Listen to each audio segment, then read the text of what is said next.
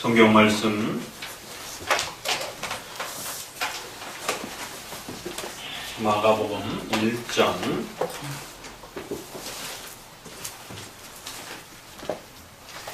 8절입니다. 제가 봉독합니다.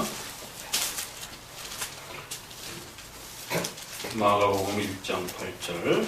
나는 너희에게 물로 세례를 주었거니와 그는 성령으로 너희에게 세례를 주시리라. 아멘. 1장 8절과 관련돼서 이제 마지막 설교를 오늘 또 소개를 드립니다. 워낙 중요하고 또 교회 역사 속에서 많은 논쟁을 일으켰던 그러한 구절과 또 내용이었기 때문에 서너 번에 걸쳐서 도대체 이 물세례가 무엇이고 또 성령으로의 이 세례라고 하는 것이 과연 무엇인지, 왜 이 두 단어 때문에 또 이 문장 때문에 특별히 우리가 칼빈주의를 표방하는 이러한 장로교회의 세례론과 특별히 제세례파를 중심으로 한 그러한 제세례 논쟁, 또 좀 더 후기에 세례를 다시 주려고 했던 이러한 제세례의 그 논쟁 속에서 또 유아세례와 또 연관되어 가지고 장로교의 유아세례를 거절했던 또 침례교회의 이 독특한 이 세례 논쟁, 그리고 또 세 번째로 넘어가서는 20세기에 들어와서 결국 오순절 교파라고 하는 특별히 오순절 사건들을 오늘 역사 속에서도 그대로 재현될 수 있다라고 하는 예언, 방언, 신유, 환상, 이런 몇 가지의 요 오순절 사건의 특별한 그러한 성령의 은사들이 오늘 우리 시대에도 그대로 재현될 수 있다라고 하는, 그래서 신오순절파 또 신사도운동, 사도들이 다시 활동한다라고 하는 신사도운동, 신오순절운동, 또 신비주의 운동, 이렇게 표현되어질 수 있는 이러한 오순절파의 이러한 성령 세례라고 하는 이 논쟁이 끊임없이 역사 속에서 반복되어지면서 그때마다 우리 장로교는 물세례는 중생의 표시다라고 하는 것, 또 성령의 세례는 물세례 외에 두 번, 세 번에 걸쳐서 그런 어떤 능력을 추가한다든가 어떤 새로운 어떤 과정을 만들어가는 그러한 등급과 그런 순서에 입각한 세례가 아니라 바로 물과 성령으로 거듭나는 불가항력적인 죄로부터 우리를 새롭게 거듭나게 하시는 성령의 은총과 은혜를 표현하는 또 내적인 구원의 은총을 성령으로의 세례, 외적으로 표현하면 하나님의 자녀가 되었다라고 하는, 죄를 씻음받았다라고 하는 물세례라고 이렇게 통일적으로 이해한 것이지, 오늘 이 시대에 논쟁을 일으키고 있는 그런 오순절파의 제2, 제3의 그러한 세례론으로 결코 해석하지 않았다는 것을 명심하셔야 됩니다. 특별히 우리가 성령으로의 세례라고 하는 표현과 관련해서 사도행전에서 보았던 몇 가지 또 표현의 차이들을 잘 정리해 두셔야 됩니다. 왜냐하면 성령으로의 세례라고 하는 것이 세 번에 걸쳐서 같은 단어이지만 조금씩 다른 의미들을 보충하면서 그 표현을 반복적으로 사용했기 때문에 잘 구별해 두어야 된다고 말씀을 드렸습니다. 첫 번째는 바로 불가항력적인 그러한 구원의 은총을, 중생의 은혜를 표시하는 그러한 성령의 하나님의 능력을 표현하는 바로 성령의 중생케 하시는 은혜로서 성령으로의 은혜. 또 두 번째는 구약과 신약의 이 엄청난 하나님의 새로운 구원 역사의 통치와 다스림의 차이가 이제 시작되었다라고, 새롭게 신약의 시대가 열렸다라고 하는, 구약의 특정한 한 민족과 한 백성을 중심으로 해서 성전 예배와 또 국가 통치적인 그러한 제한된 교회적 역사를 이끌어왔던 그런 하나님의 구원 역사가 이제는 온 세상에 확대되어지고, 특별히 예수 그리스도께서 십자가에 못 박혀 죽으시며 우리의 죄를 실제적으로 완성하시는 신약의 새로운 성취와 완성이 이루어져서 더 이상 구약적인 예배와 성전적 예배를 더 이상 우리가 지키지 않고 예수님을 통해서 성취되고 새롭게 우리에게 소개되어진 세례와 성만찬, 또 주일 성수와 또 이러한 교회적 단순한 질서를 따른 예배적 또 내용의 요소들을 가지고 새롭게 또 신약적인 예배를 드려지는 이런 구약과 신약의 엄청난 예배와 또 교회 질서의 변화를 우리에게 알려주시는 그러한 내용으로서의 성령으로의 세례.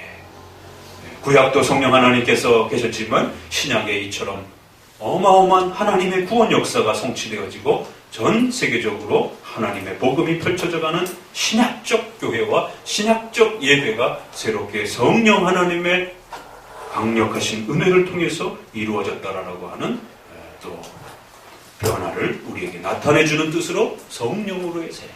세 번째는 바로 그러한 사건은 어마어마한 사건이었기 때문에 특별히 구약을 지켜오고 또 구약의 그 배경이 되었던 유대인들이 이러한 소중한 하나님의 역사들을 쉽게 인정하려 들지 않고 또 자기들만이 선민이라고 하는 자기들만이 하나님의 백성이라고 하는 지나친 교만함 때문에 반드시 구약의 그러한 하나님의 백성들과 동일한 방식으로 이방인들도 하나님의 구원의 은혜로 초대되었다라고 하는 하나님의 구원의 역사를 외적인 증표로 드러나는 그러한 표시로 분명하게 그들 앞에 증언하고 또 보여주지 않는 이상 쉽게 그들의 마음을 또 꺾을 수 없었기 때문에 하나님은 오순절 역사에서 좀 더 폭발적인 또 사람들 눈에 보이는 그러한 외적인 기적과 특이한 신비적 현상들을 보여주셨던 것입니다. 그래서 외적인 성령의 특별한 임시적인 은사들을 표현할 때도 성령으로의 세례라고 하는 이런 또 성령으로의 선물 이런 표현들이 함께 복합적으로 사용되었기 때문에 어떨 때는 이것이 내적인 구원의 은혜를 가리키기도 하고 어떨 때는 이 표현이 신구약의 엄청난 하나님의 구원의 통치의 다스림을 표현할 때도 이 표현이 쓰여지기도 하고 어떨 때는 성령의 외적인 선물과 임시적인 은사를 표현할 때도 이 성령으로의 세례가 또 임시적으로 그렇게 복합적으로 쓰였기 때문에 잘 문맥을 따라서 살펴보셔야 되는 것입니다. 오늘은 그럼 이제 우리가 마지막으로 자연적으로 성령으로의 세례란 반드시 세 번째 표현에서 임시적으로 가시적으로 보여주셨던 특별한 그러한 기적과 신비로운 이러한 열매들이 사용되었고 또 그러한 성령의 은사와 선물들을 성령으로의 세례라고 이렇게 같이 사용했기 때문에 그러면 성령 하나님의 은사와 성령으로의 세례가 그러면 어떻게 다른가? 또 더 나아가서는 이제 본격적으로 성령의 은사라고 했을 때 그러면 그 성령의 은사는 방언, 예언, 환상, 또 신유와 같은 기적적인 치료의 이러한 역사들이 분명히 사도행전에 등장을 했습니다. 그러면 이러한 은사들이 오늘 우리 시대에도 그대로 연속적으로 계승되는 것인가? 아니면 이러한 은사들은 임시적이고 단회적이고 중단되었는가에 대한 이러한 성령 하나님의 은사에 대한 성령의 은사에 대한 임시적 특성과 연속적 특성에 대한 부분들을 그럼 우리는 어떻게 구별해낼 것인가? 결국 오순절파와의 논쟁은 바로 여기 있는 것입니다. 성령의 그 은사 부분들을 단회적으로 말할 것이냐? 연속적으로 말할 것이냐? 그럼 우리 장로교는 어떻게 말을 하는가? 그리고는 이제 이러한 성령의 연속적인 은사의 이러한 부분들을 잘 정리하고 난 다음에 우리 장로교는 단회적으로 고백을 합니다. 그럼에도 불구하고 분명히 오순절 역사 속에는 임시적인 부분이 있고 임시적으로 특별하게 사용한 부분들이 있고 또 어떤 부분들은 하나님의 교회가 신약적 교회가 세워져 가면서 연속해서 그 교회를 돌보고 섭리적으로 지켜주시고 다스려주시는 하나님의 특별한 섭리적 도우심의 그러한 표시와 열매들로 또 남겨진 부분이 있더라는 것이에요. 바로 그러면 그러한 부분들은 무엇이고 또 그러한 남겨진 부분들의 성령 하나님의 충만하심으로 이제 그러한 은혜들을 우리 가운데 부욕해 주시는 그러한 성령 하나님의 충만, 성령 충만은 과연 또 무엇인가?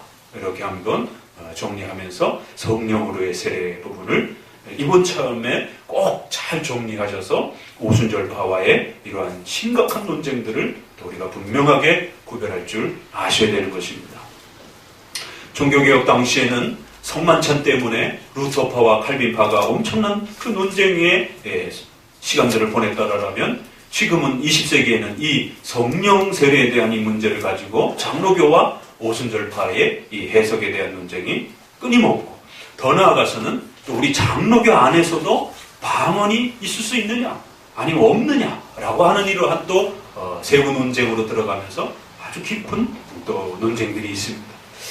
첫 번째는 말씀드린 것처럼 이 성령의 은사와 관련해서 좀 구별한 필요가 있습니다. 논쟁의 종류들을. 첫 번째는 오순절파와 장로교파와 관련해서 이 오순절 사건이 단회적이냐 아니면 계속적으로 연속적이냐라고 하는 것에 대한 논쟁이 있고요. 그랬을 때 우리 장로교는 단회적이다라고 하는 입장에 모두 서 있습니다. 예수 그리스도께서 십자가에 못 박히시는 것이 단회적인 사건인 것처럼 구약의 홍해 사건이 단회적인 사건인 것처럼 성경에 단 한 번 등장하는 그러한 사건들이 많이 있습니다. 그건 사도들도 따라하지 않았고 예수님도 따라하지 않았고 많은 또 제자들이 따라하지 않은 그 시대마다 동일하게 단 한 번만 있었던 그러한 사건으로 등장을 합니다. 바로 하나님의 구원 역사의 위대함의 특징들을 소개하고 또 그 성취를 알리기 위한 그런 목적으로서 단 한 번만 소개되어지는 그러한 구원의 사건들이 있습니다. 예수 그리스도께서 십자가에 죽으신 것을 이제 온 세상에 확증하고 또 하나님의 백성들에게 그 구원의 열매들을 성취하시고 또 이루시기 위한 성령 하나님의 임하심과 역사하심의 이러한 특별한 구원의 표시와 또 내용들을 단회적으로 그렇게 한번 우리에게 보여주신 것이다 라고 장로교는 해석하는 것입니다. 이 부분에서 만약에 오순절의 이러한 사건을 오늘 우리 시대도 그대로 계승하고 연속된다라고 말하게 되면 그건 이미 장로교의 해석을 넘어서 버린 것입니다.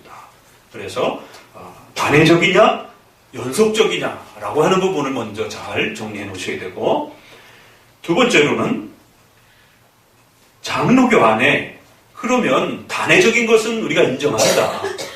그런데 고린도전서 14장에 있는 이 방언을 어떻게 해석해야 될 것이냐라는 좀 세부적인 논쟁들이 있습니다.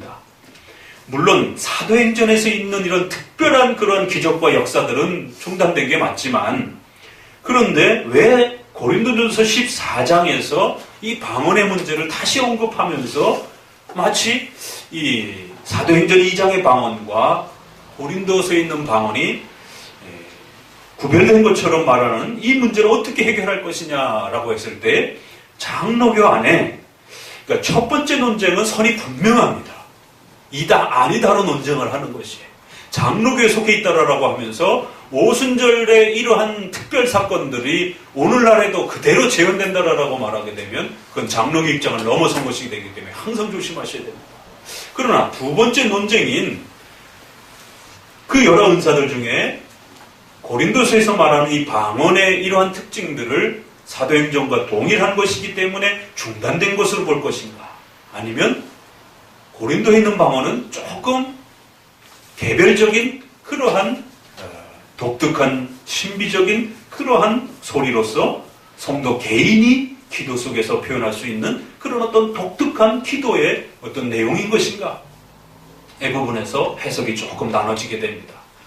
특별히 우리 유명한 보수 쪽에 있는 그런 주경학자들과 또 신약학자들도 이 고린도전서 14장에서 나타나는 방언의 문제에 있어서 개인적인 그러한 특수한 그런 어떤 방언의 모습이 있을 수 있다라고 이렇게 표현한 학자들이 있습니다. 그러다 보니까 동일한 그런 것으로 모아서 중단된 것이라고 보는 장로교 신학자들도 있고, 아니다, 14장에 있는 그런 방언들은 교회의 공적인 그러한 오순절에서 일어난 그런 형태로의 방언은 아닐지라도 그런 방언은 모두가 한 목소리로 금지합니다. 그러나 성도 개개인의 기도 속에서 일어나는 이러한 독특한 기도의 어떤 특별한 어떤 현상들을 우리가 모두 다 틀렸다라고 말할 것인지 라는 부분에 대해서 고민하기 시작했고, 이 부분에 대해서 우리가 헤아릴 수는 없지만 아주 특별한 어떤 그러한 기도의 모습들이 있을 수도 있을 것이다 라고 하는 문제 때문에 이제 장로교 안에서 공적인 그런 방언이 아니라 개별적인 어떤 특별한 어떤 형태의 기도의 모습으로서의 방언이라고 하는 어떤 현상과 특징들이 있느냐 없느냐에 대한 논쟁을 가지고 또 교회사 속에서 논쟁이 일어납니다. 이 두 번째 논쟁에 대해서는 아직까지도 논쟁을 하고 있어요. 그래서 이 부분에 대해서 가타부타를 너무 강하게 주장하면서 이 부분을 다르게 주장하는 분들에 대해서 장로교 입장이 아니다라고 이렇게 선을 너무 세게 긋버리게 되면 상당히 심각해집니다. 그래서 이 두 번째 논쟁 부분에 대해서도 우리가 고민하면서, 그러면 왜 어떤 학자들은 개별적인 기도의 현상 속에서 일어나는 이러한 방언에 대한 부분들을 인정하고 열어두려고 하는가?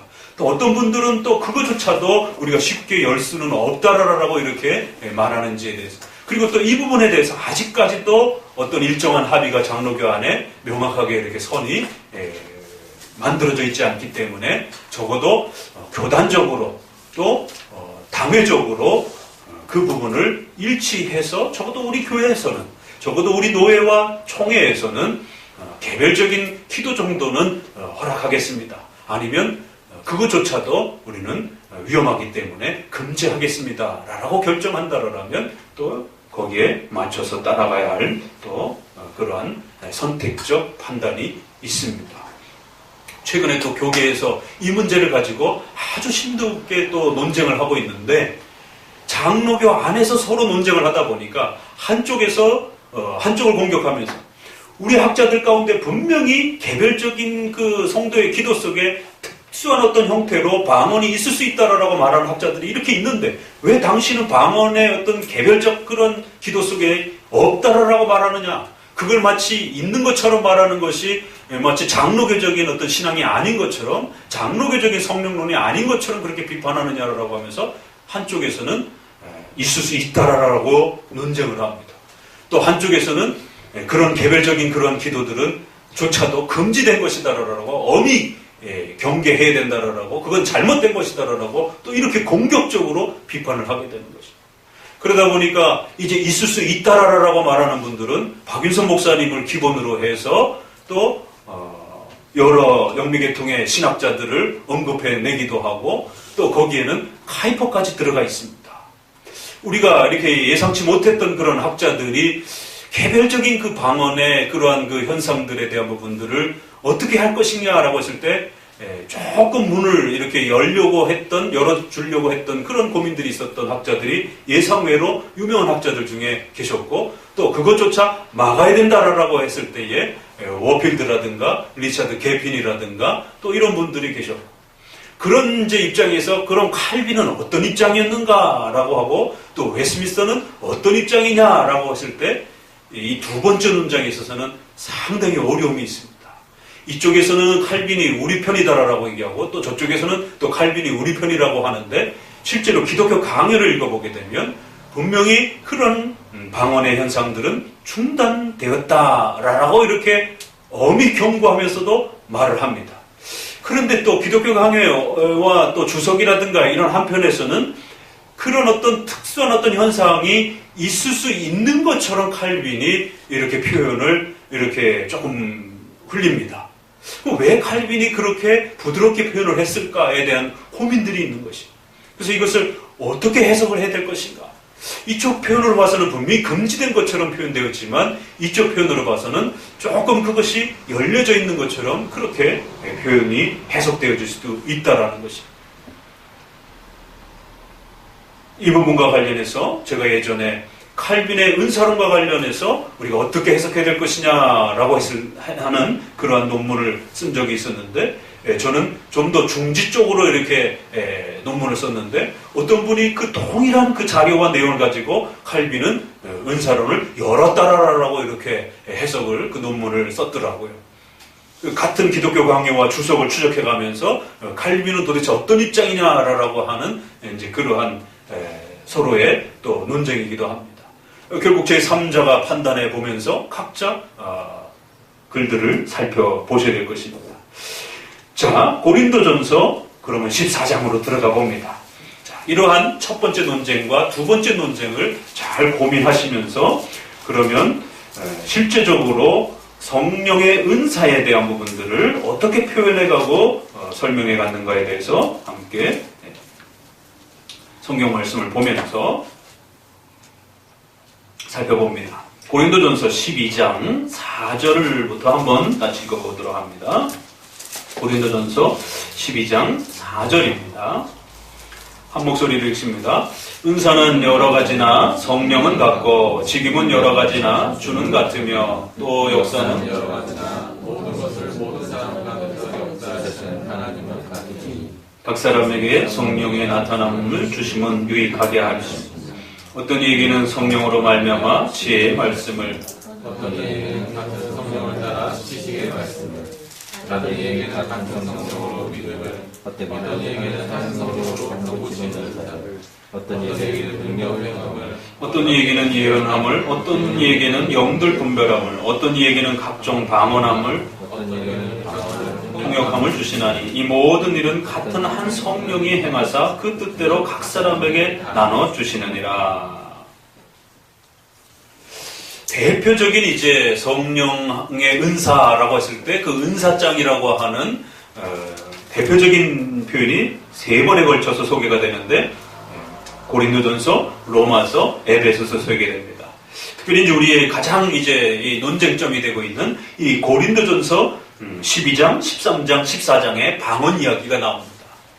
이제 오늘날의 신비주의자들의 가장 대표적인 이 성령 세례의 표시로 주장하는 것이 방언이고, 결국 이 방언을 하느냐 못하느냐에 따라 성령의 세례가 능력 세례라고 하는 쪽으로 끌고 가면서 성령의 세례가 중생과 구원의 표시가 아니라 성도들의 제2, 제3의 어떤 그러한 높은 수준으로 들어가는 능력과 어떤 힘을 갖추게 되는 그러한 특별성을 가지게 되는 그러한 신분과 성도들의 모습을 갖추게 하는 능력 세례 쪽으로 이렇게 진행을 해갑니다. 그래서 방언을 하느냐 못하느냐가 현대 오순절 교회와 또 이런 신비주의 교회에서는 가장 큰 이슈가 되었고, 결국 세계교회와 한국교회는 수많은 성도들이 이 방언의 문제 때문에 혼란을 겪고 결국 이 방언이 사탄으로부터 온 것인가, 아니면 성경적인 것인가, 아니면 도대체 이건 어디로부터 온 현상인가에 대한 엄청난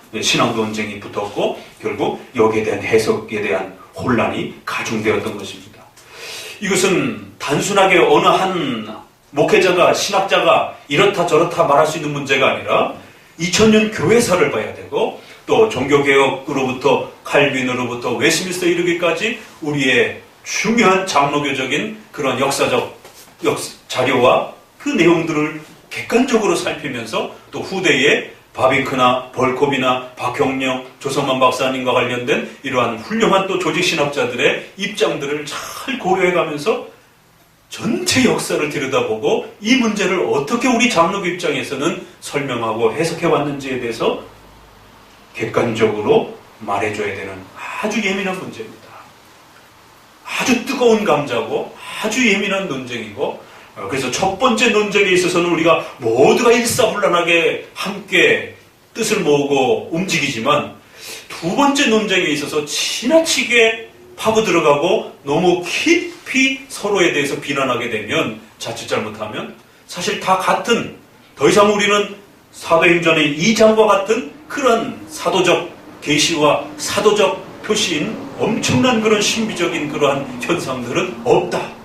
왜냐하면 그것이 그대로 계승된다라고 하면 사도권이 또 계승이 되어야 되고, 사도권이 계승이 되면 성경을 쓸 수 있는 그러한 능력과 권한을 가진 사람들이 등장을 한단 말이에요. 그럼 이 땅에 요한계시록 다음으로 더 많은 성경들이 등장을 하게 되면 그 객관성을 누가 확보하고 어떻게 확보할 것인지에 대한 결국 엄청난 혼란이 가중되는 겁니다. 그래서 보수적 장로교의 입장을 추구하는 분들은 거의 대부분이 그러한 오순절의 사도적 특수성의 임시성에 대한 부분들은 동일하게 임시적이고 단회적인 것이다라고 성경을 완성할 때까지만 하나님이 허락하셨고, 신약의 교회를 완성하고 드러내시기 위한 목적으로, 또 이방인들에게 하나님의 교회를 펼쳐내시기 위한, 또 구약의 유대인들의 그 교만함을 꺾어내기 위한 거대한 성령의 임시적 역사였고, 그 이후로는 좀 더 목회적이고 보편적인 교회적 질서를 통해서 이루어가셨다라고 하는 부분에서는 일사불란하게 통일성이 있습니다. 그러나 말씀드린 것처럼 두 번째 논쟁에 있어서는 아주 세밀한 부분이기 때문에 지나치게 서로를 향하여 이다 아니다, 너는 틀렸고 나는 맞다라고 주장하기 시작하게 되면 상당히 심각해집니다. 그래서 이 부분은 좀 더 여유를 가지면서 이 부분에 대해서 함께 고민해 보셔야 됩니다.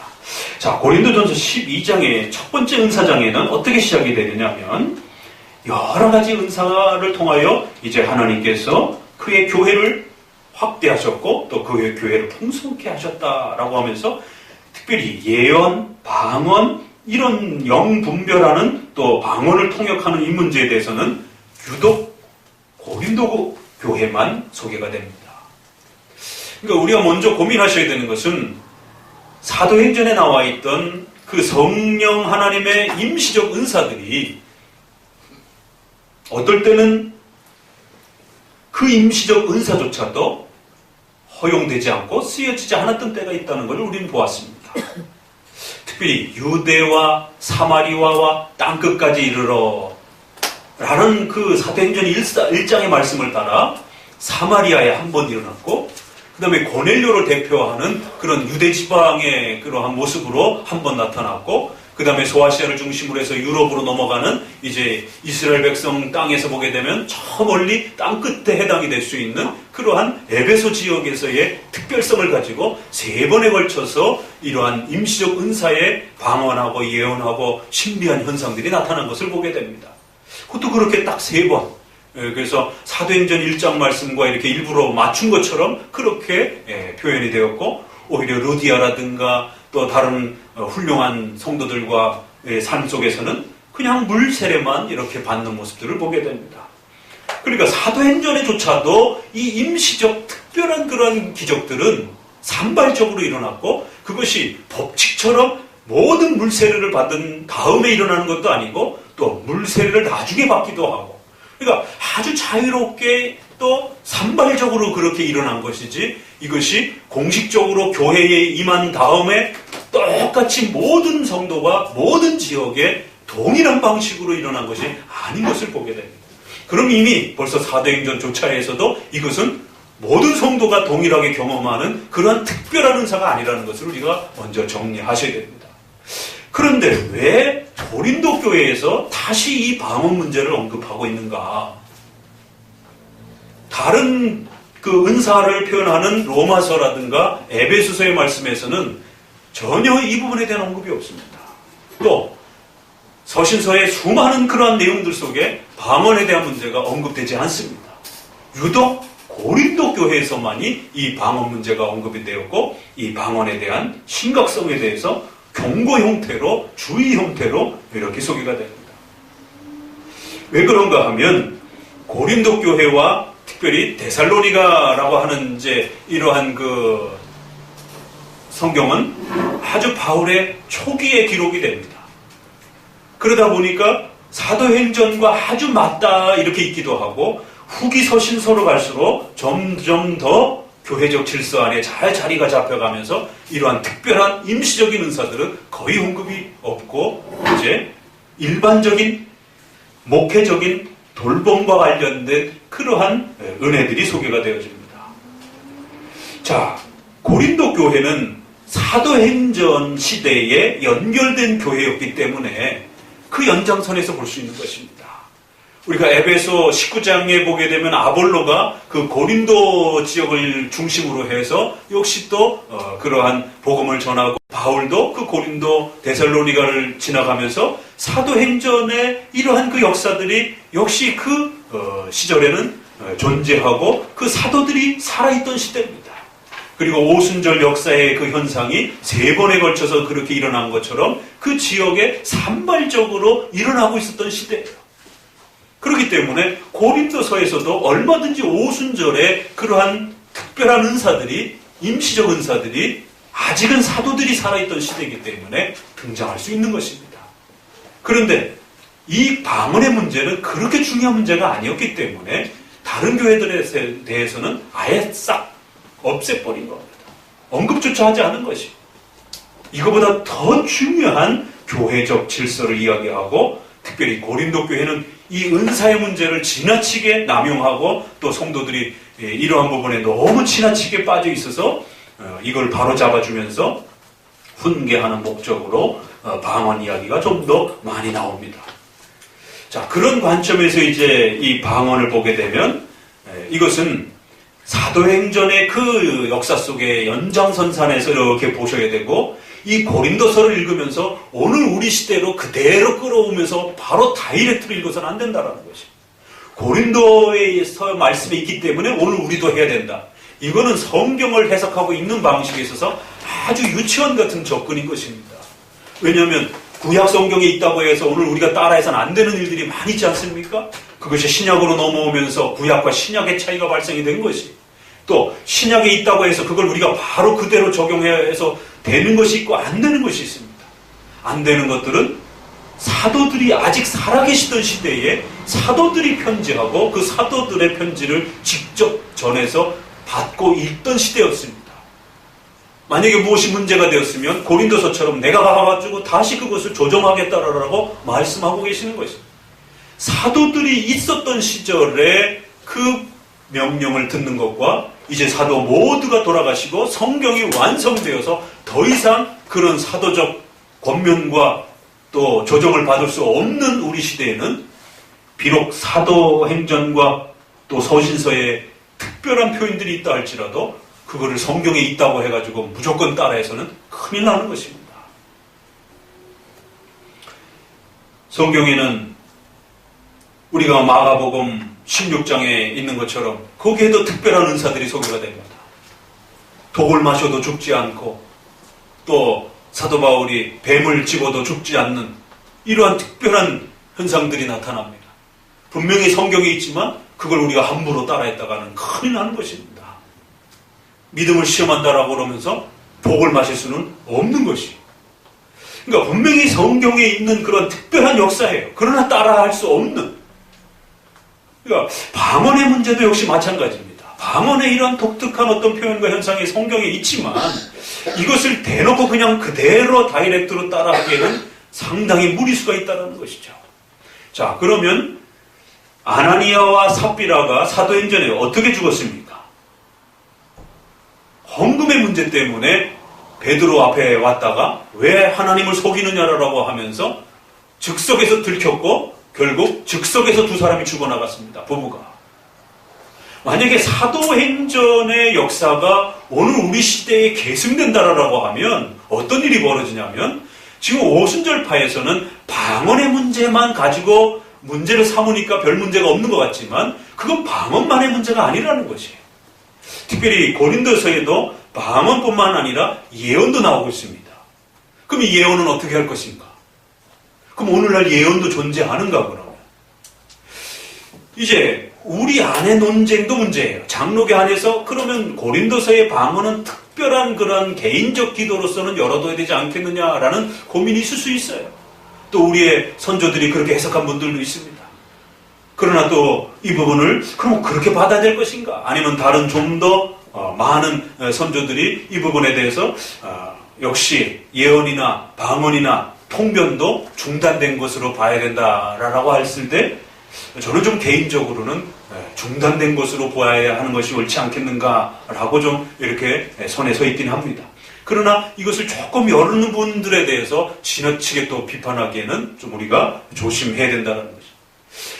이것을 좀 더 중단되었다라고 하는 입장에서 보게 되면 방언뿐만 아니라 예언의 문제도 해결을 해야 되고 통변의 문제도 해결을 해야 되고 더 나아가서 환상에 대한 문제, 그러면 사도권에 대한 문제는 요 예언, 통변, 그 다음에 방언의 문제는 고린도에서 언급을 하고 있으니까 문제가 되지만 사도행전에서의 오순절 사건에는 그것 말고도 환상도 있고 또 사도권도 있단 말이에요.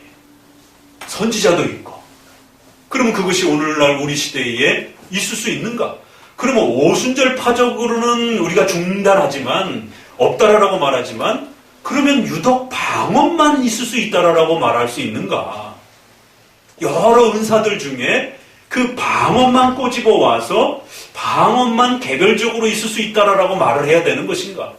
그러면 개별적으로 기도하다가 어떤 환상과 예언이라든가 어떤 이러한 통변이라든가 이러한 현상들은 왜 못 경험하는가 그러면? 그러면 그것도 있다라고 말해줘야 되는 또 이런 어려움이 있는 것이죠.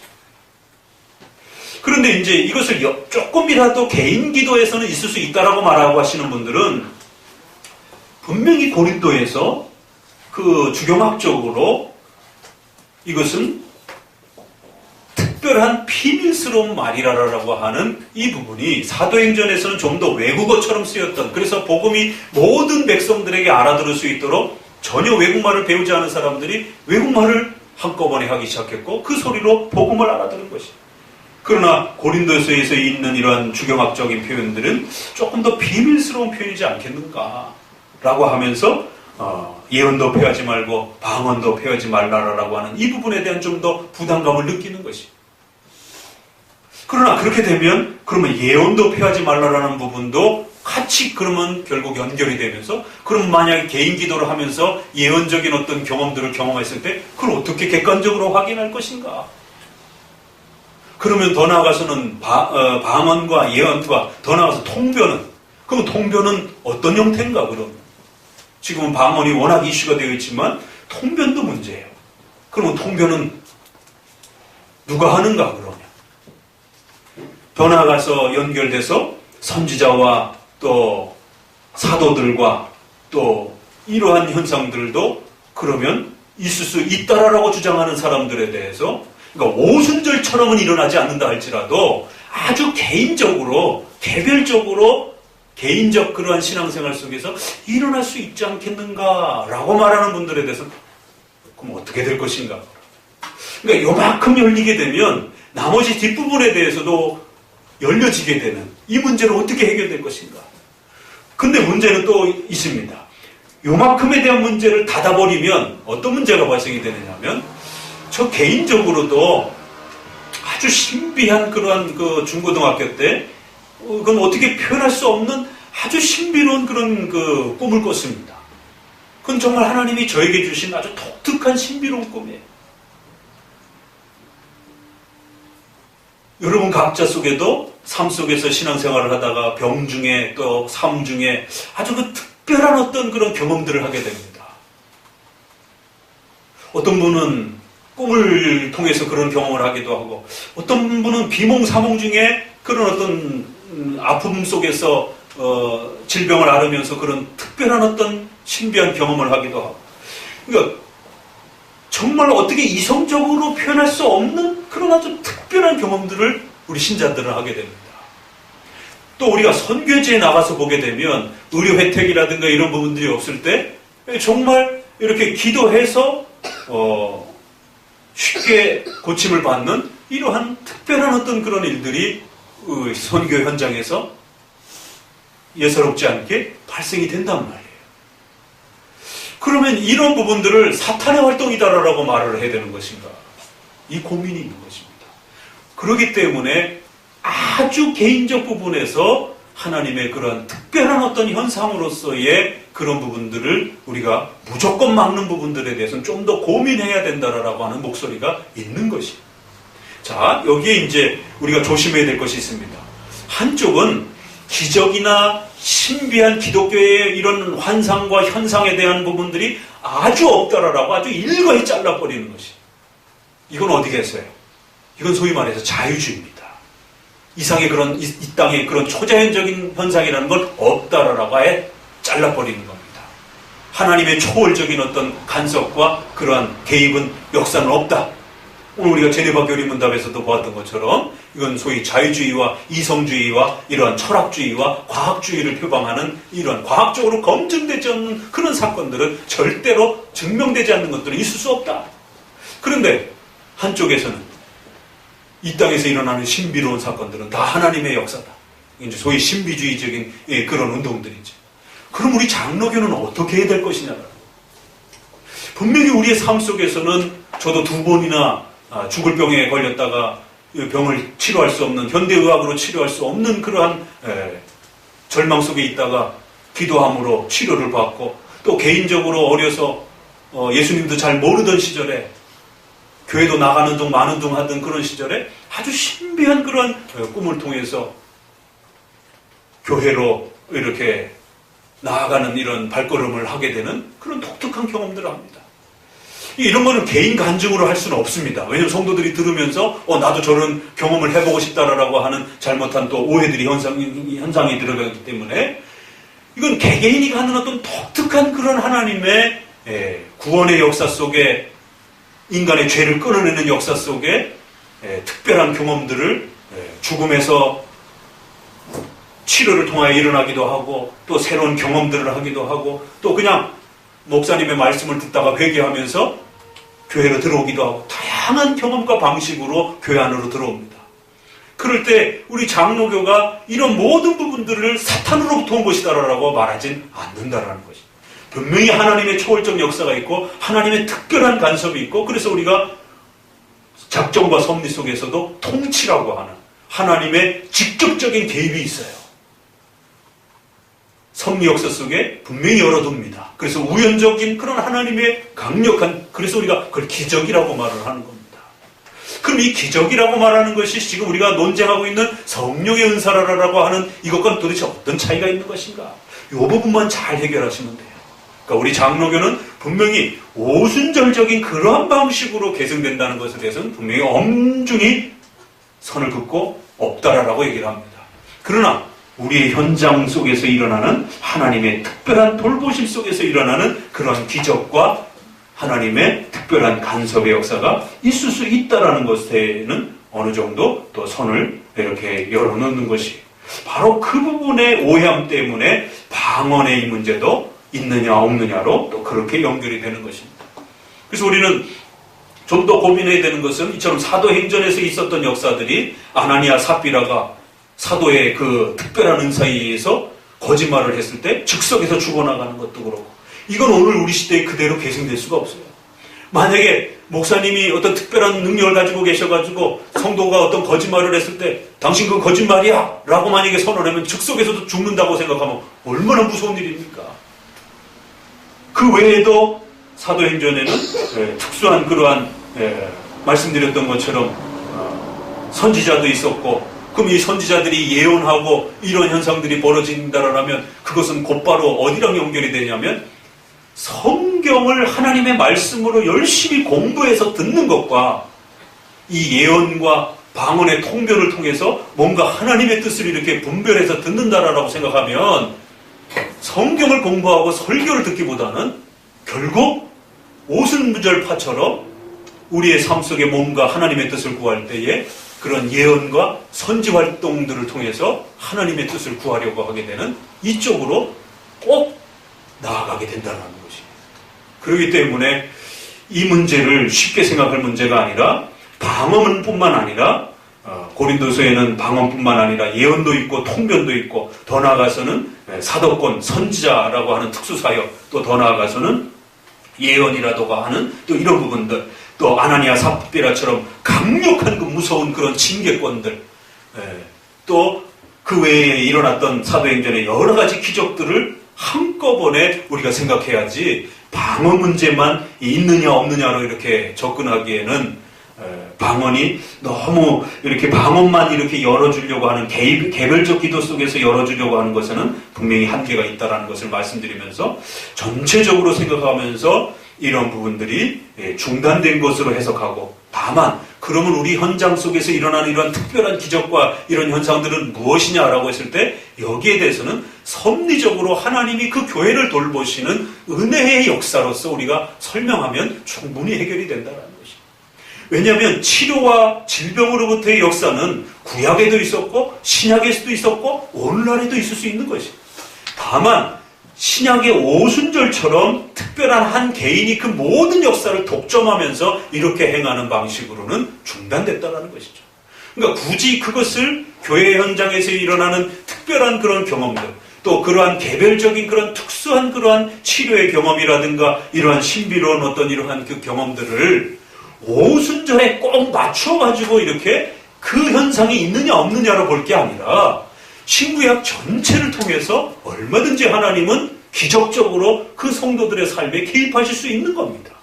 그러니까 섭리사적으로, 목회적으로, 교회의 돌봄적으로 얼마든지 하나님은 병을 치료하실 수도 있고 또 얼마든지 성도들의 삶에 신비로운 현상을 그에게 줄 수 있는 것입니다.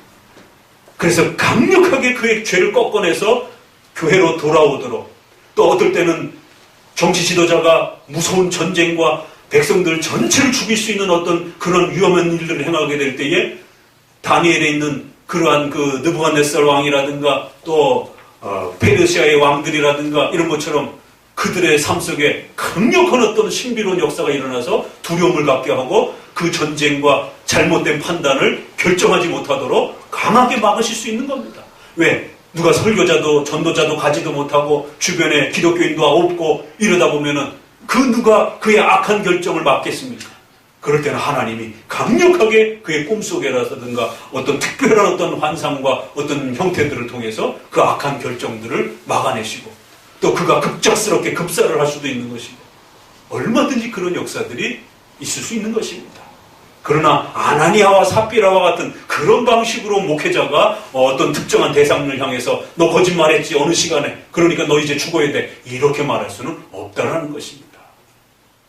그러니까 사도행전에 나와 있는 은사적인 개념으로 접근할 것이 아니라 우리 현장에서 일어나는 이런 특별하고 개별적이고 임시적인 역사는 섭리사적으로 접근하면 충분히 해결될 수 있는 문제라는 것입니다.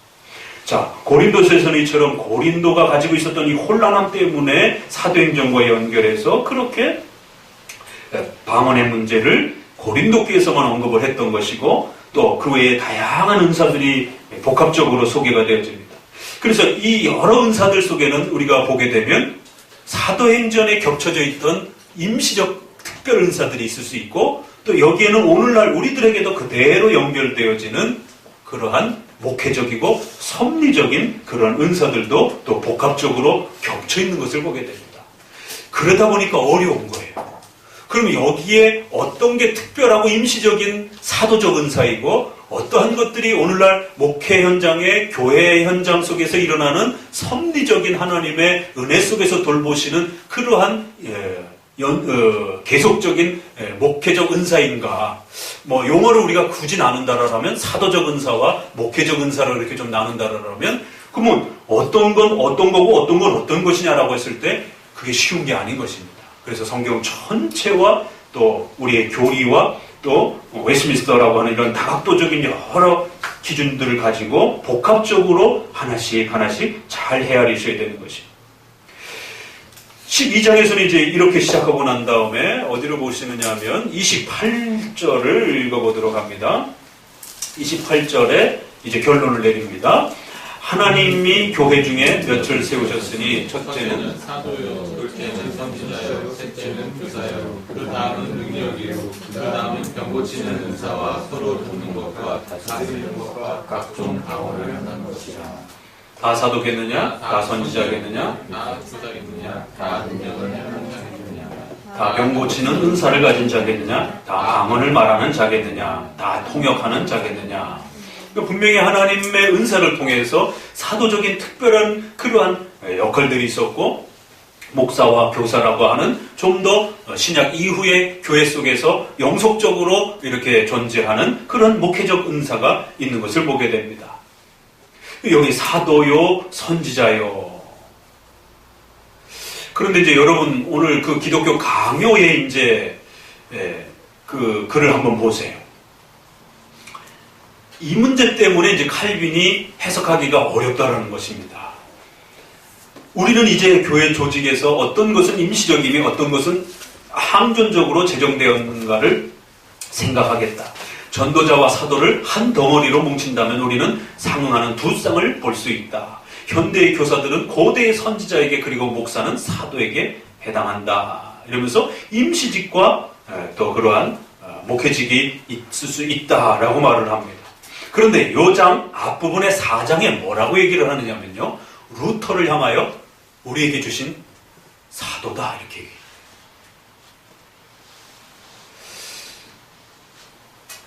낙스나 종교개혁 시대의 이 특별한 우리의 그 종교개혁 선구자들을 우리 후대의 웨스민스터 학자들이 그들을 칭송할 때 뭐라고 칭송을 하냐면 하나님이 우리 시대에 주신 특별한 선지자들이다. 그런 표현들이 있어요. 그럼 도대체 이분들이 사도요 선지자라고 말한 게 도대체 무슨 뜻인가?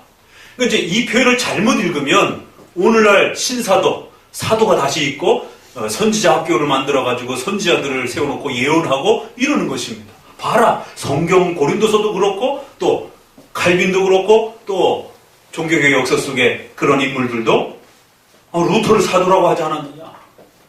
우리 시대에 주신 사도다라고 이렇게 표현하지 않았느냐. 사도는 아닐지라도 적어도 선지자 정도의 이 은혜다라고 이렇게 또 표현하기도 해요. 기독교 강의 우리 교회론 부분에 보게 되면. 그러나 이것은 칼빈의 글을 전체적으로 읽고 헤아려야지 그 문장 하나만 갖고 보면서 마치 칼빈이 사도가 존재하는 것처럼 이렇게 말한 건 아닙니다. 하나님께서 진리를 회복시켜 주셨던 중세시대의 그 어둠 속으로부터 이 진리를 회복하는 그런 엄청난 이 싸움에 루터가 쓰임받았던 그러한 특별한 하나님의 은혜를 마치 사도를 통하여 신약 교회를 열어준 것처럼 그러한 감격스러움에 복받쳐서 루터를 그렇게 사도와 선지자와 같은 그러한 하나님의 은혜를 받으면서 교회를 회복시킨 자다라고 이렇게 말한 겁니다. 사도행전에 있는 그 표현 그대로를 끌어낸 건 아니에요. 앞뒤 문장을 좀 더 잘 이렇게 헤아려 보셔야 되고 그러면서 바로 5항에 가서 임시직과 항존직을 이렇게 설명을 하는 것입니다. 그래서 임시직은 분명히 사도직과 선지직으로 중단되었다라고 말하면서도 칼빈은 루터는 우리 시대의 사도와 같은 선지자와 같은 참으로 훌륭하고 값진 선물이다 이렇게 말하는 것입니다. 그럼 그게 오늘 우리 시대에 사도와 선지자가 있다라는 말이겠어요? 아니면 정말 오순절 시대의 사도와 같은 그러한 귀한 인물이다라는 정도의 이렇게 칭찬적인 그런 말이겠습니까? 이건 칭찬적인 말이지 그대로 있다라는 뜻은 아닌 것으로 우리가 문맥적으로 보셔야 되는 것입니다. 그리고 이걸 그대로 이어받아서 대신교단 헌법에도 합동헌법에도 교회 직원은 항존 직원과 임시 직원 이렇게 표현을 합니다. 그래서 항존 직원은 목사와 장로와 집사이고 임시직은 바로 사도권과 선지자들에 해당이 되는 특별 임시직으로 초대교회 때만 쓰여진 것으로 이렇게 해석을 해왔습니다. 자, 제네바 교리 문답은 또 이렇게 표현합니다. 그렇다면 방언으로 기도하는 것에 대해서 어떻게 생각하십니까? 이것은 하나님을 조롱하는 것이며 일종의 사악한 위선입니다. 그러니까 제네바 교리 문답에는 방언에 대해서 기도하는 방식으로에 대해서 굉장히 엄중하게 경고를 했습니다. 그런데 또 강요라든가 주석에서 보게 되면 칼빈이 방언과 같은 어떤 특별한 어떤 개별의 기도가 이렇게 하나님 앞에서 성도가 고백할 수 있는 것처럼 이렇게 또 표현하는 분이 있어요. 그러니까 이걸 복합적으로 보셔야 됩니다. 어떤 부분에 대해서는 분명히 이렇게 아주 엄중하게 선을 그으면서도 또 칼빈은 어떤 부분에 대해서는 이렇게 기도에 있어서 어떤 독특함이 있을 수 있다라고 이렇게 말을 합니다. 그러나 그것이 사도행전적인 방언이냐라고 했을 때는 이제 의문시 되는 겁니다. 제2 스위스 신조에도 일상적인 언어로 사용하는 예배, 이렇게 해서 예배를 위한 집회에서 우리는 이상한 방언들을 하게 해서는 안 된다. 예배 시의 모든 일은 이 모임에서 참석한 모든 사람들이 이해할 수 있는 언어로 수행되어야 한다. 공적인 이러한 모임과 교회적 모임에 있어서는 절대로 오순절적인 그런 형태의 방언이든 개별적 방언이든 금지시켜야 된다는. 웨스트민스터의 기도장에도 보게 되면 사랑과 인내를 가지고 하되 만일 소리를 내어 하는 경우에는 알 수 있는 말로 해야 한다. 그러니까 우리의 선조들과 그 신앙 고백에 보게 되면 분명히 이 방언 현상에 대한 이러한 그 형태들에 대한 엄중한 경고가 있습니다. 그래서 이 부분과 관련해서는 두 번째 장로교회 논쟁에 있어서는 통일되게 같은 입장을 취하고 있는 것이에요. 특별히 공적인 자리라든가 교회적 모임에 있어서 어떤 알아들을 수 없는 말이라든가 이상한 형태의 말을 해서는 결코 안 된다라고 하는 분명한 선을 갖고 있는 것이에요. 다만 혼자 개인적으로 기도할 때에 이 부분을 어떻게 할 것인가에 대한 고민이 있었을 뿐인 겁니다. 칼빈은 한편으로는 로마 가톨릭에 대해서 싸워야 됐고 한편으로는 신비주의를 표방하는 제세례파와 논쟁을 해야만 했던 것입니다. 이 제세례파는 사도적인, 신사도적인, 선지자적인 운동을 펼쳤고 예언운동을 펼쳤고 방언운동을 펼쳤고 곧 종말이 온다고 그러고 그러면서 시한부 종말론적인 그런 극단적인 신비주의를 표방했습니다. 그래서 이들을 열광주의자라고 이렇게 표현합니다. 그러니까 기독교 강요에서는 그렇기 때문에 한편으로 이 열광주의자들의 지나친 무질서와 또 지나친 신비주의적인 이러한 그 행태들에 대해서 엄중히 경고하면서 갈 수밖에 없었던 것입니다. 그래서 고린도서의 해석이라든가 여러 가지 교회 안에서의 기도와 이런 부분들은 주기도문을 통해서 기도를 하는 것이지 이러한 특별한 이상한 형태의 알아들을 수 없는 말로 소위 말해서 방언이라는 형태로 그렇게 기도해서는 안 된다는 것입니다. 우리의 교리문답에는 분명히 주기도문이라고 하는 규칙이 있어서 그걸 공적으로도 기도하는 거고 그걸 개별적으로도 기도하는 하나의 규범으로 삼았던 것입니다. 그러니까 전체적 분위기는 사실 이 방언에 대해서 그렇게 호락호락하게 열려있지 않습니다.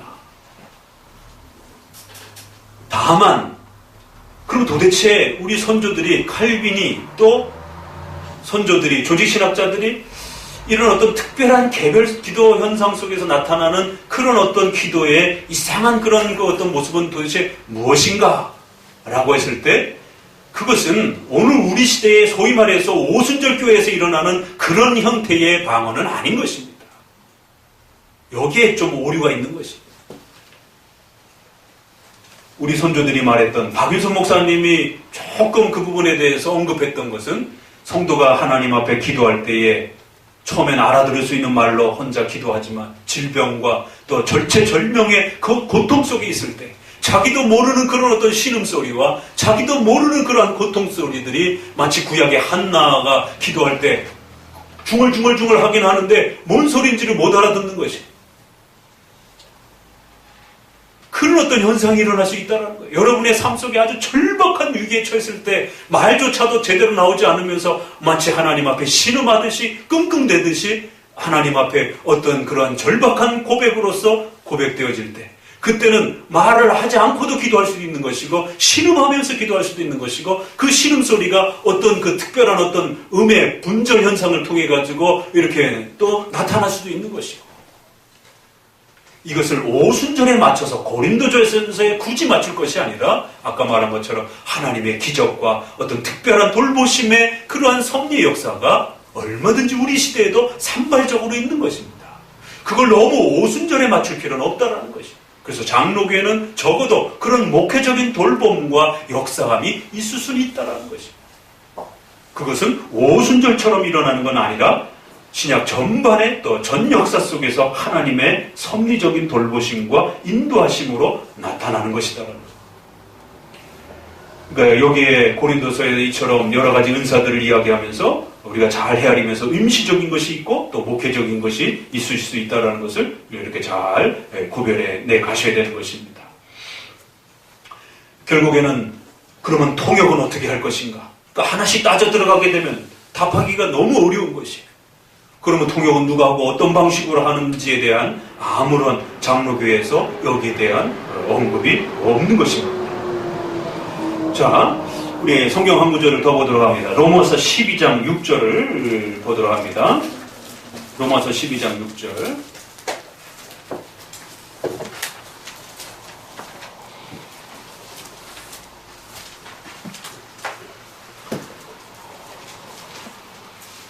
12장 6절을 함께 있습니다. 우리에게 주신 대로 받은 은사가 각각 다르니 혹 예언이면 믿음의 분수대로, 혹 섬기는 일이면 섬기는 일로, 혹 가르치는 자면 가르치는 일로, 혹 권위하는 자면 권위하는 일로, 구제하는 자는 성실함으로, 다스리는 자는 부지런함으로, 긍휼을 베푸는 자는 즐거움으로 할 것이라. 그래서 여기는 좀 더 일반적인 목회적인 은사가 잘 이렇게 정립되어 있는 것을 보게 됩니다. 섬기는 일, 가르치는 일, 치료하고 성도들을 훈계하고 다스리는 일, 긍휼을 베푸는 일, 이런 것은 목회적인 은사예요. 근데 이제 여기 예언이면 믿음의 분수대로라고 했을 때 이것을 미래를 예측하는 예언으로 이렇게 해석하시는 분들도 있지만 우리 장로교 쪽에서는 이 예언이 믿음의 분수대를 통해서 결국 설교로 이어지는 그러한 중요한 원리로 보았던 것입니다. 성경 해석의 아주 중요한 기준점으로 이 로마서 12장 6절을 또 표현하기도 합니다. 더불어서 에베소서 4장 11절에서는 사도요, 선지자요, 복음 전하는 자요, 목사요, 교사로 이렇게 해서 직분적인 그런 부분들이 구별되어 나오기도 합니다.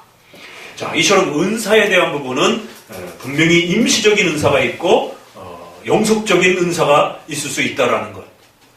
그 영속적인 은사는 오순절주의자들이 말하는 그런 방식이 아니라 목회적인 방식으로 사도적인 임시적 은사가 분명히 중단된 나머지 하나님의 교회를 돌보는 보편적인 법칙으로 정해준 그러한 영속적인 목회적 은사요 질서에 해당이 되는 그런 내용으로서 또 영속적인 은사들이 지금까지 남아있을 수 있고 그 영속적인 은사 속에는 하나님의 섭리적인 특별한 개입을 통해서 그 성도들을 또 다스리시고 인도하시는 그런 하나님의 특별한 은혜들이 또 얼마든지 장로교에서도 있을 수 있다는 겁니다.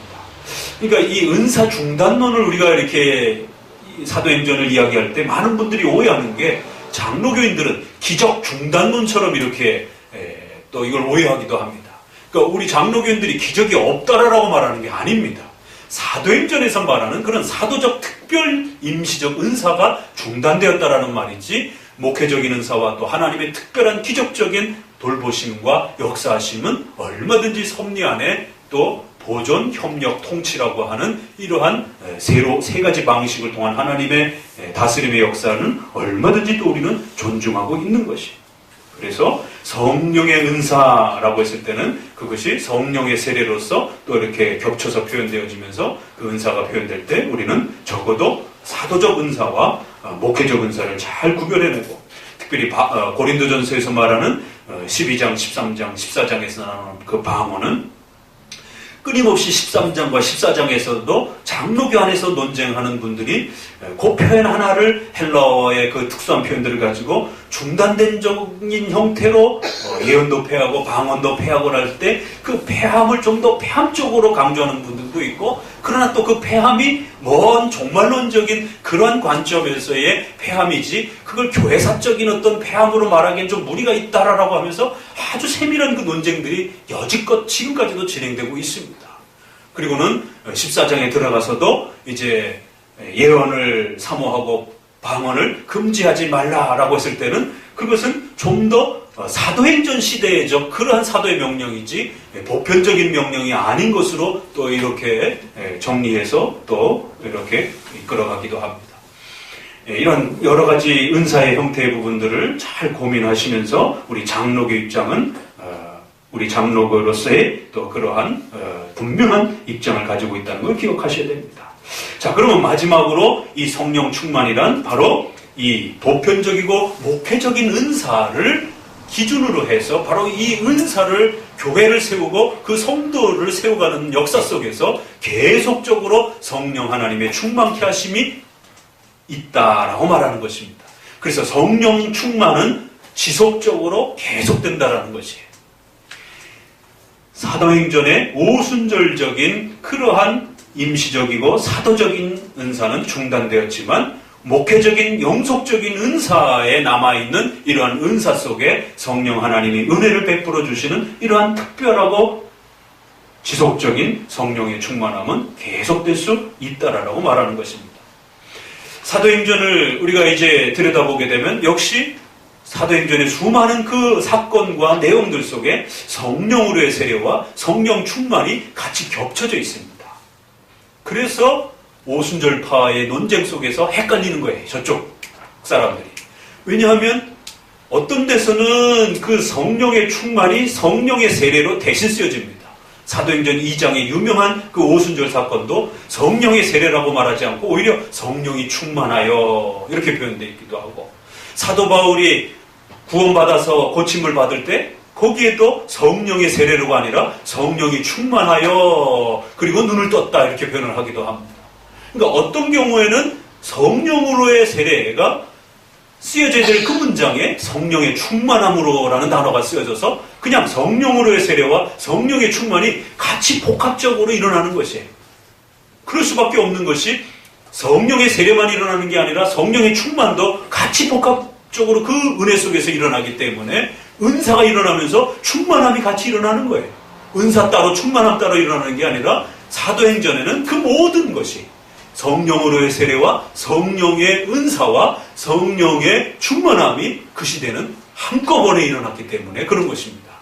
그러나 이제 뒤로 갈수록 점점점 더 성령의 임시적 은사는 사라지고 성령의 보편적 은사와 목회적 은사들이 자리 잡고 또 성령 하나님의 충만하신 표현만이 자리 잡는 것을 보게 됩니다.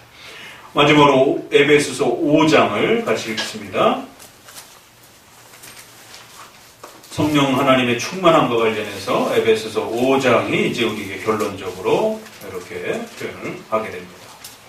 에베소서 5장 18절.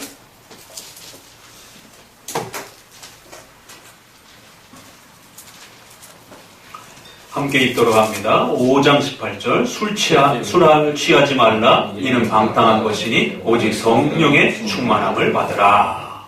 예. 여기 보니까 이제 신약의 성령의 충만함이 소개가 되어지면서 19절 이하에 같이 읽습니다. 시와 찬미와 신령한 노래들로 서로 화답하며 마음으로 주께 노래하고 찬송하며 범사에 우리 주 예수 그리스도의 이름으로 항상 아버지께 하나님께 감사하며 그리스도를 경외함으로 피차 복종하라.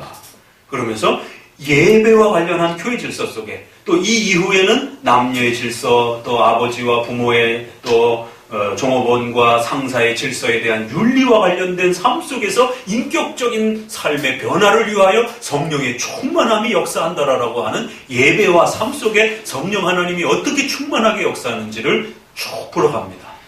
그러니까 성령 하나님의 충만함은 그런 어떤 특별한 사도적 은사를 일으키는 쪽에 있는 것이 아니라 성도들의 예배 생활의 풍요로움과 또 그 성도들의 삶의 변화의 인격적인 성장들을 위해서 성령 하나님이 충만하게 역사해 주실 것을 약속하는 것을 보게 됩니다. 그래서 갈라디아에서 말씀의 그 유명한 성령의 열매는 사랑과 희락과 화평과 오래 참음과 자비와 온유와 절제라고 하는 이런 인격적인 변화 속에 성령 하나님의 열매와 충만함들이 가득 찰 것이다라고 합니다. 성령의 충만함은 어디에 나타나는 거라고요? 예배 잘 드리고 여러분의 인격이 더욱 거룩함으로 성장하는 데 있는 것이지 쓰러지고 이상한 소리를 지르고 이상한 환상을 보는 이런 쪽의 충만함이 나타나는 게 아니다라는 것입니다. 그러니까 성경의 이러한 전체적 흐름은 은사를 기준점으로 해서 사도적 은사와 목회적 은사를 구별해주고 특별히 목회적 은사 속에 설교의 성령의 충만함이 나타나는 거고 그 설교를 듣고 예배드리는 성도들의 삶 속에 충만한 하나님의 은혜가 지속적으로 나타나는 거예요. 그 성령 하나님의 충만함은 지속적이고 계속적이고 풍성함으로 나타나는 것입니다.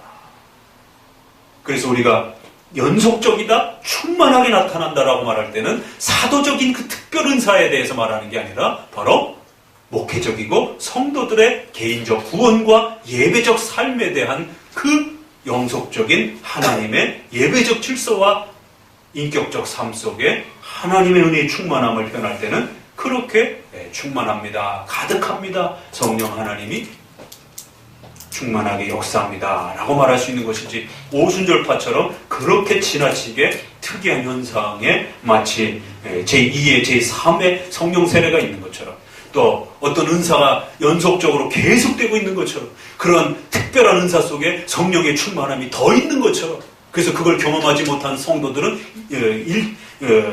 밑에 신자, 그 다음에 최고 신자, 이런 등급을 나누어서 신자를 구별하는 그런 일은 절대로 있어서는 안 된다는 것입니다. 오늘 성령으로 세례를 이렇게 숨가쁘게 우리가 서너 주에 걸쳐서 달려왔습니다. 아주 워낙 어렵고 힘든 장로교의 성령론에 해당이 되는 어마어마한 주제를 마가복음을 풀어내면서 함께 더불어서 이렇게 살펴보았습니다.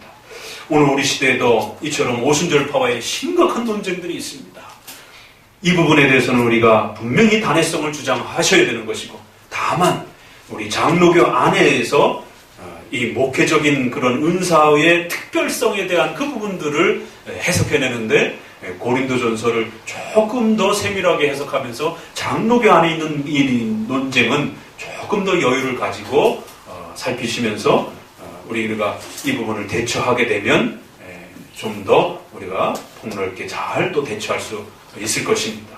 그래서 될 수 있으면 방언뿐만 아니라 모든 그러한 사도적 그러한 특별한 그러한 그 은사와 내용들은 사도적 은사의 중단성으로 중단하는 것으로 보는 것이 훨씬 더 안전하고, 오히려 목회적인 은사로서 또 목회적인 섭리적 돌봄으로 기도 속에 나타나는 특별한 그런 경험들, 또 여러분의 삶 속에서 나타난 특별한 그런 경험들, 이러한 그 경험들은 공유되는 것이 아니라 그건 그 각각 개인이 그냥 평생토록 간직하는, 또 평생에 한 번 일어날까 두 번 일어날까만 한 그런 기적처럼 그렇게 하나님의 특별한 돌보심과 은혜로 일어나는 것으로서 그렇게 존중하고 가면 되는 것이, 떡 올리면서 자랑할 필요도 없는 것이고 그것을 무슨 법칙으로 만들 필요도 없는 것입니다.